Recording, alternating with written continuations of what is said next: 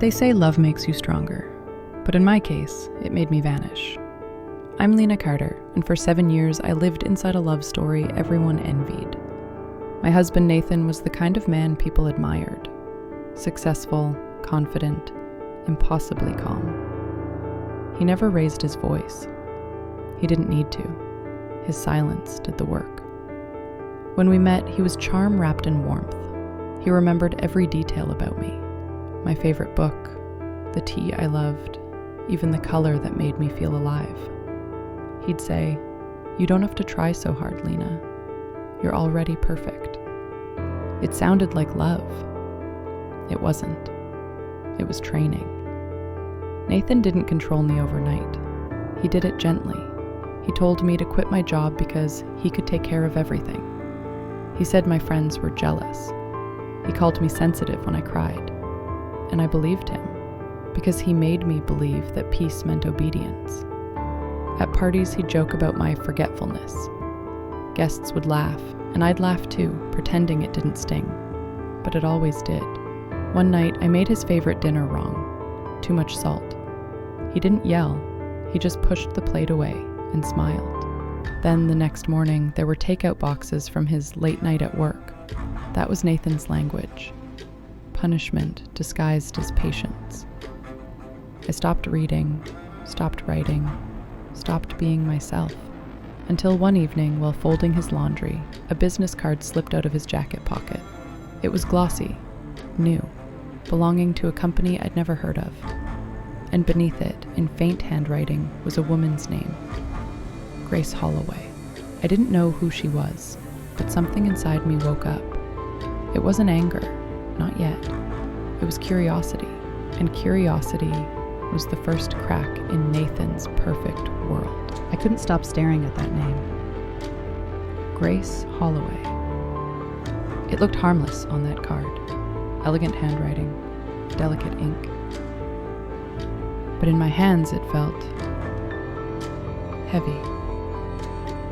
Like holding a secret that already knew how it would ruin me. That night, I slipped the card into my drawer. Nathan came home late, smelling of cedar wood and expensive silence. He kissed my forehead, told me he'd had a long meeting.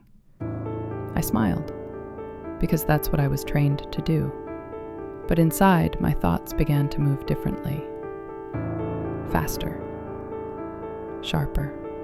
The next morning, while he showered, I searched the company name online. Nothing.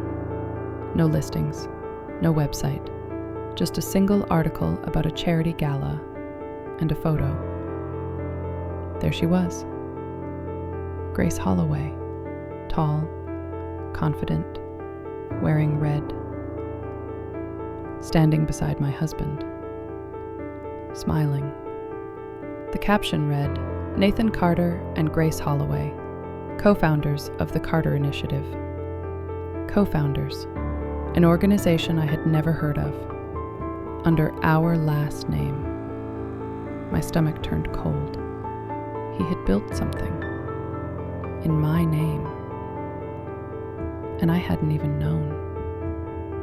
When Nathan left for work, I stood in front of the mirror for a long time. I barely recognized the woman staring back. The tired eyes, the quiet posture, the practiced smile. I whispered, "Who are you, Lena?" And for the first time, I didn't know. That day, I started keeping a journal again, secretly. I wrote down everything. The way he looked at his phone and turned it upside down. The sudden trips. The names that slipped out when he was half asleep. Piece by piece, I began collecting my life. Not the one he told me about, but the one I had lost. And the more I wrote, the clearer it became. Grace wasn't the problem. Nathan was. He wasn't just lying, he was building something. Carefully, deliberately, and erasing me in the process. And for the first time, I wanted to know what he was afraid I'd find. 2 nights later, I followed the quiet. Nathan was asleep, his phone glowing faintly on the nightstand. I'd never dared to touch it before, but fear had turned into something sharper. Clarity. I opened his messages. Most were work chats, but one name stood out. Grace H.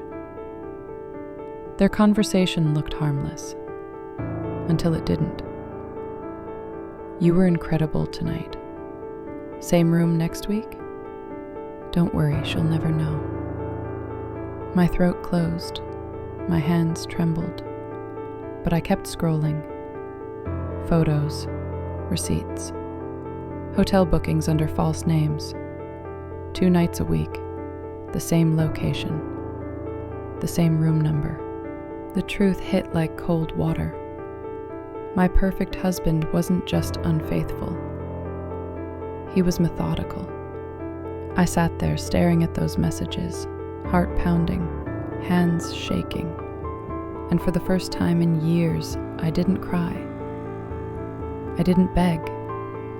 I didn't collapse. I felt awake. Because that spark inside me, the one he tried to smother, was turning into something else. A plan. I deleted nothing. I simply locked his phone and placed it back exactly where it had been. Then I smiled. Not because I forgave him, but because for the first time, I knew something he didn't. Over the next few days, I acted normal.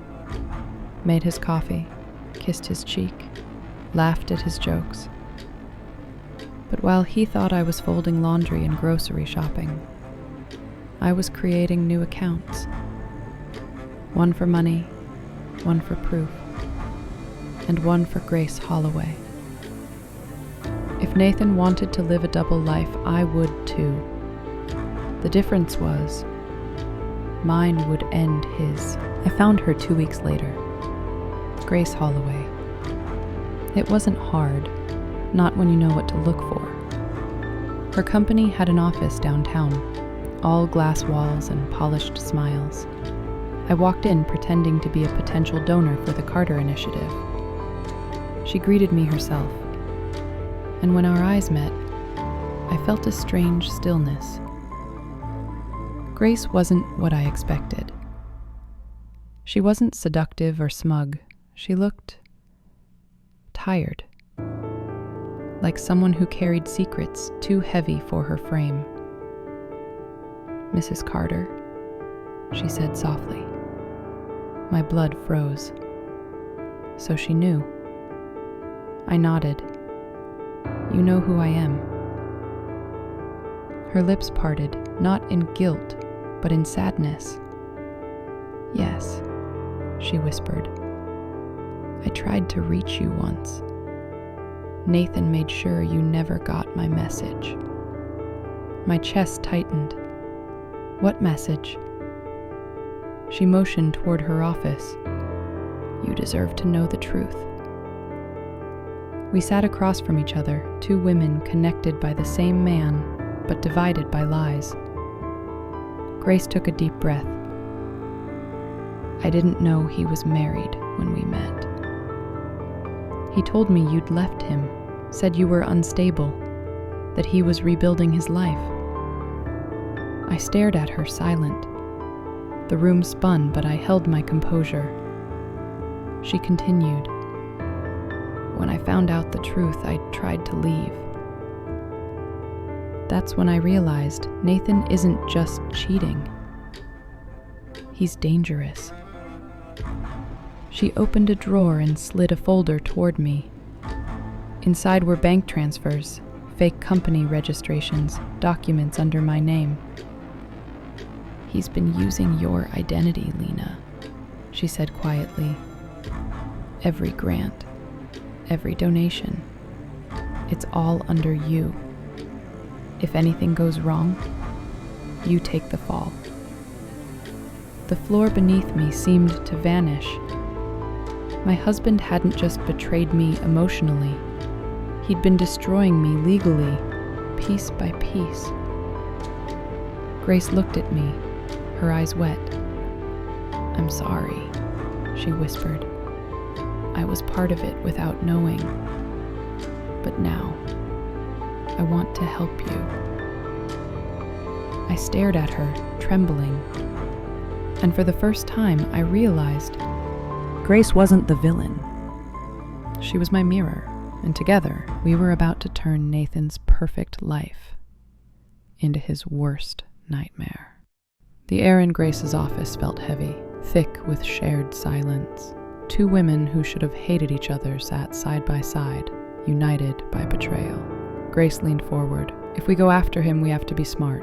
Nathan's careful. Everything he does leaves someone else holding the blame." I nodded slowly.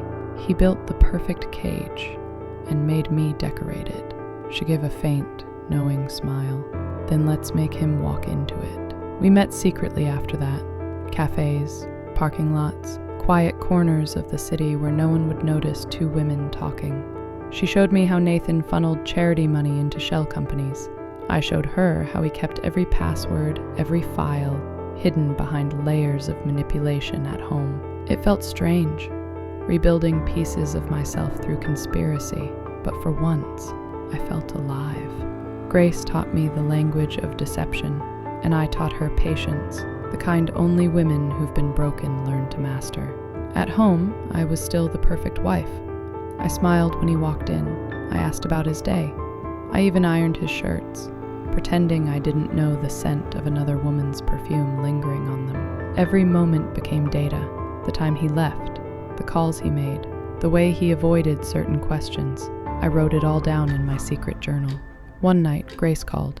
Her voice trembled slightly. "Lena, I think I found something bigger." I met her at a quiet park the next morning. She handed me a flash drive. "Bank accounts," she whispered.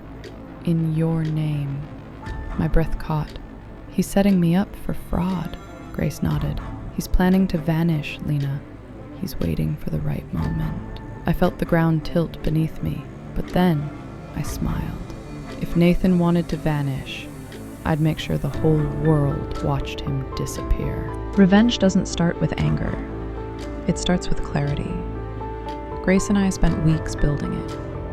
Every late-night call, every quiet meeting, every fake smile I gave Nathan, all part of the same design. I had learned his habits, his passwords, his ego. Grace knew his systems, his contacts, his shell companies. Together, we stitched a web so delicate, so flawless, that even Nathan would walk straight into it thinking he was in control. The first step was small, believable. A forgotten folder on his laptop. Grace slipped it in during a charity event. Inside were fake documents, fake transfers, fake evidence, all pointing to him. Step 2, a whisper. Grace spread rumors quietly among his investors, stories about Nathan misusing funds. She made it look like gossip, but gossip spreads faster than fire.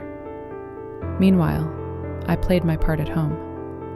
The perfect wife. Warm, gentle, unaware. I cooked, smiled, asked about his projects. He didn't know every word he said became a line in my record, a confession hidden in conversation. One night, as he poured himself a drink, he said casually, "You've been different lately. Calmer, happier." I smiled. "Maybe I'm learning from you." He chuckled, proud of the monster he'd built. He didn't see the quiet rebellion behind my eyes. Grace sent me a message that same night. "Everything's in motion." A chill ran through me. Months of fear had condensed into this moment, a single breath before the storm. All I had to do now was wait.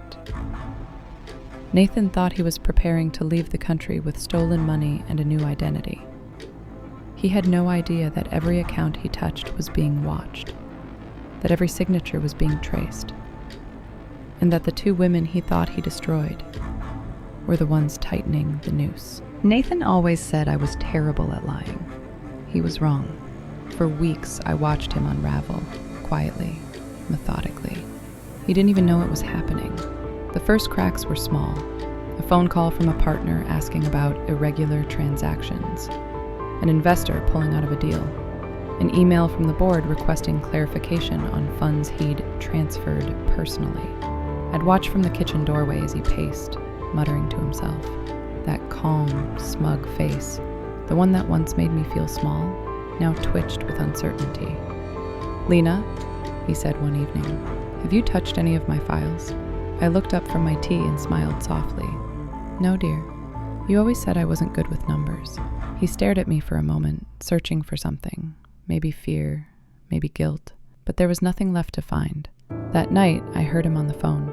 Angry, defensive. His voice, the one that used to sound like control, now cracked like glass. Grace and I stayed in touch through coded messages. We'd meet once a week at a bookstore cafe, blending into the quiet crowd. Each time she'd bring updates, screenshots, statements, recordings. "He's moving money faster now," she whispered one afternoon. "He knows someone's closing in." "Good," I said. "Let him run. The faster he moves, the deeper he digs." At home, Nathan grew restless. He started double-locking his study. He drank more. He snapped easily. But what unnerved him most wasn't what I said. It was what I didn't say. My silence became louder than his shouting. He'd throw accusations at me, and I'd just smile. The same calm smile he'd used to break me years ago. Only now, it was my weapon.